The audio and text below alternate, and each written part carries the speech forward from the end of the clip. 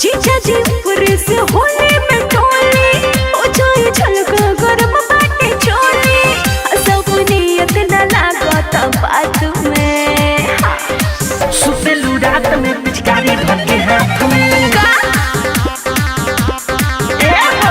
सुतेलू रात में पिचकारी धके हाथ में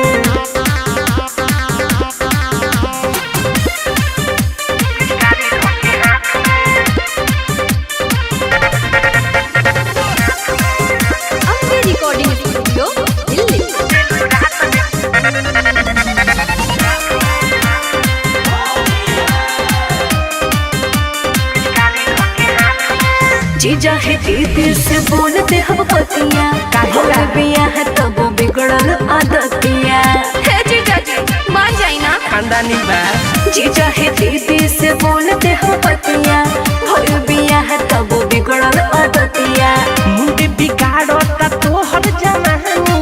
हमरो से खेलो ना रंग औरीता खिरौरा रहत औकात में ओफो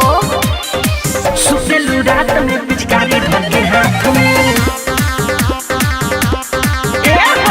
सुतेलू रात में पिचकारी धके हाथ में